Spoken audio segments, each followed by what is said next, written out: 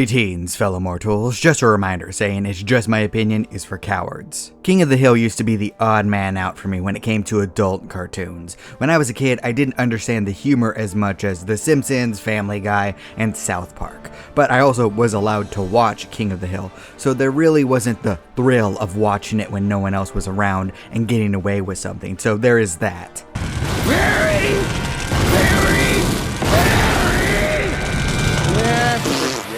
In fact, the episode I remember the best from childhood was when Hank got caught in a tornado and all of his clothing got ripped off, exposing the flattest butt in fiction. And of course, 6-year-old me thought that this was absolutely hilarious. What memory sticks out to you the most from your childhood?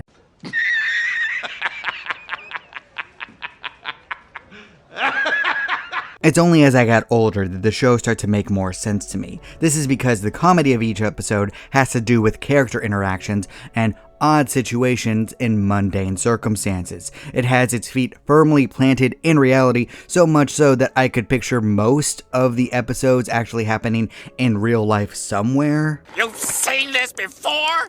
11 times, as a matter of fact. Originally, King of the Hill was mostly about different generations coming together and trying to understand each other, with Hank and Bobby and sometimes Luann. This is something most people can feel in their own lives. Bobby would try a unique and weird hobby, Luann would stumble through some aspect of adulthood, and Hank would try to wrap his head around it all. So I am confusion.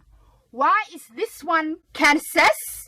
But this one is not Arkansas. Not to say that this was the only storylines. Peggy's narcissism, Nancy's obvious affair with John Redcorn, Dan's conspiracy insanity, Bill dealing with his depression and doing very odd things because of it, the kids going through puberty, and most of all, Hank being perplexed by the evolving world around him as he sold propane and propane accessories, which he declares many different times throughout the show. I wouldn't say that King of the Hill is more quote-unquote mature than anything else, but I do think that it requires more real-life experience than its contemporaries in order to enjoy it. You can laugh at South Park mocking politics despite never meeting anyone that they're poking fun at, but King of the Hill hits more at home after you've run into a few weirdos at the grocery store or at work. I can explain. But when the reboot was announced, I grew concerned because there are more bad and mediocre reboots than there are good at this point, especially something like King of the Hill, where the vast majority of the characters are conservatives living in Texas. I was afraid it would be made for modern audiences. Don't say his name. Look, I'm not a political guy. I really don't care about what people think about government and policies. All I know is that from Hollywood, more times than not, obviously right-wing characters get written as caricatures in order to beat home a message, or the exact opposite from right-wing creators, where they're the only voice of reason. I'm looking at you, Daily Wire. Don't think that I forgot about your bad cartoon. No! God, please, no! No! No! No! Yes, everyone lets their bias show instead of letting the characters in the story speak for themselves. And you know what? I watched season 14 of King of the Hill and came out with one single conclusion. I liked it. Not to say that this was perfect, just as much as I praised Rick and Morty for having buttery, smooth, perfect animation, I was consistently taken back by whenever any character moved at all in the new King of the Hill. Kill it! Kill it with fire! Everyone flee! Look, you can like it if you want, and I'm not an animation expert, but my god did it look awful at times. It wasn't the designs that were the problem. In fact, I liked how everyone was aged up. It's nice having an adult cartoon where people don't look like horrific monsters all the time. Get your haircut, give you good clean. Shave, maybe some cologne, the chicks will be all over you. It's just the animation part, the moving part.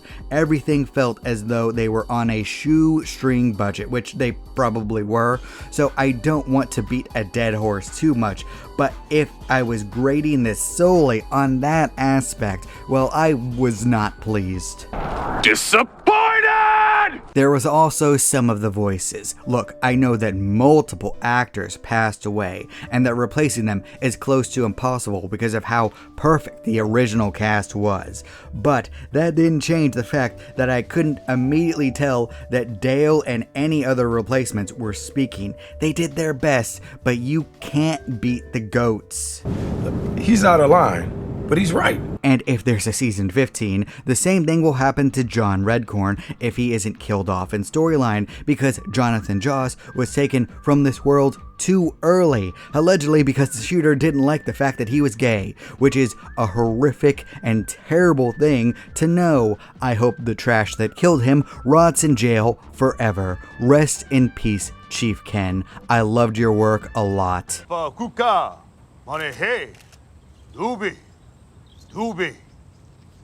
But if I didn't like the animation and some of the voice acting was iffy at times, why did I like this reboot? Well, that's very simple, because writing is king of everything.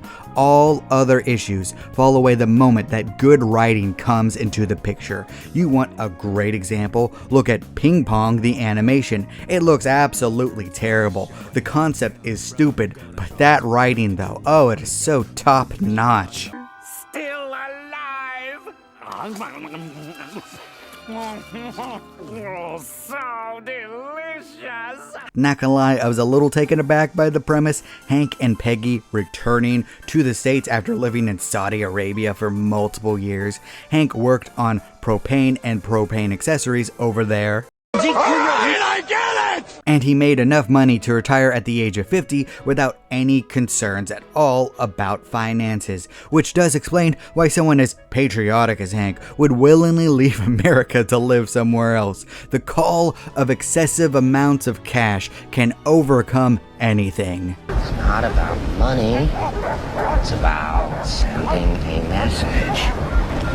Everything burns. By the end of the explanation, the only thing that I questioned was how Peggy Hill, of all people, wasn't killed by someone when she was overseas. Even another woman. She's hilarious, but her narcissism would grade anyone in real life. I guess she was safe because Hank was working for the government, so there's that. I have done nothing wrong, ever, in my life. I know this. And I love you. But the real thing that I was most worried about was Bobby. He was a weird kid, even to me, and I was a pretty weird kid myself. I was so concerned that they would portray him as a loser incel who wasn't competent at anything. That would have just ruined the entire season for me. Oh, I forgot how bad it looks. I've seen worse. To my absolute shock, they did the exact opposite. At 21, Bobby is a partial owner and head chef of his own restaurant. His business is pretty successful. He's excellent at his job to the point that even douchebags admit that they like his food. He's shown to be a good boss, and the show went out of its way at the very start to show that women are attracted to his skills, his ambition, and his genuine personality.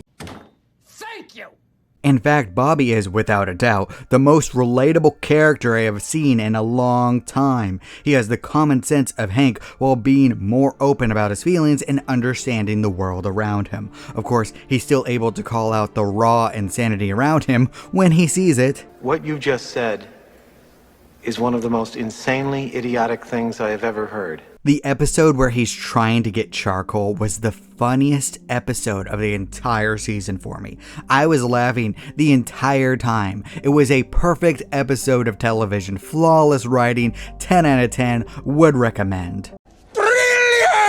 Just as the main focus of the original run was Hank's problems with settled adult life as a working parent, along with Bobby trying to discover who he is as a person, the new season's new focus is about both the father and son duo. Hank struggles constantly with what to do with himself now that he's no longer working. And this hits home because I know several people from my own family who are struggling with just that. I understood that reference.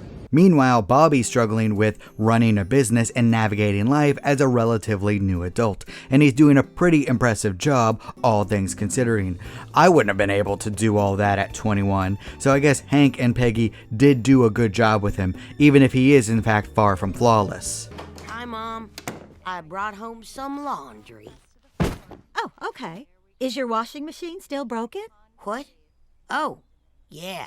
But as I said earlier, the writing is just top notch. The situations the characters find themselves in meet the perfect combination of mundane and absurd. I burst out laughing several different times in each episode. The characters are still on point, especially Peggy and Dale. Everything that comes out of their mouth is classic. God, every time she pronounced Saudi Arabia, I snorted so loud. Stupid is, stupid does, Mrs. Blue. I guess. Say what you want, but this reboot is hilarious. This is the most entertained that I have been in a long time by raw comedy. I laughed several times an episode, and the characters are actually compelling, especially Hank and Bobby. Meanwhile, the surrounding characters are just as hilarious as before, with the kids growing up basically how I thought they would. That makes sense to me. Then take it. It's not my wallet. The new King of the Hill recaptures the magic from the past, poking fun at a little bit of everything at all sides, being respectful to the characters, putting on hilarious scenarios that push absurdity into the mundane. I was thoroughly entertained all the way through. I have no notes when it comes to the writing. Are you not entertained? I was so pleased with the writing that I almost immediately let go of the problems I had with the animation and the voice acting. You really can't do much with an extremely low budget, so I'm glad the money went to the writing and the returning cast at the very least. Dale's new actors did the best possible job they could as replacements. I think Luann and Lucky were handled rather tastefully considering the real life deaths. And wait a minute, Toby Huss isn't dead? Wait a minute! Who are you? Why is Ronnie Chang voicing him? Oh my god, is this The Problem with Apu and a Sungwon Cho situation? Did they recast Khan because of race, and then limited Khan's appearances because the voice acting was objectively worse? Do you not see the problem here? This is quite a shock. On the other hand, it's not surprising in the least. Look, a black man voiced Samurai Jack. 2 black men have voiced Kratos. The best voice actors for the role should be cast. God, I can't believe this is where we are in the year of our Lord 2025. Oh, I made myself sad. But whatever. The new King of the Hill isn't flawless, but it's funny and heartfelt. I really enjoyed it, and I think that anyone who likes this type of humor or was a fan of the original run of King of the Hill will enjoy this. It's nice just to be able to laugh at things now. And despite any problems I had with Rick and Morty or King of the Hill, they both made me laugh, so I have to give them that. Excellent. Here, have a look. Good. Good. But what do you think? Did you like the new season of King of the Hill? Did you hate it? Did you agree with the problems I had with it? Did you have other problems? Do you think I'm just nitpicking? Please leave a comment down below. I'd love to hear your thoughts. And remember, if you disagree with everything I have to say, that is perfectly fine. After all, everyone is entitled to their objectively wrong opinion. My work here is done. Thank you all so much for watching. You're still here? Good night, everybody. Thank you. You bye. Boom. Do not despair.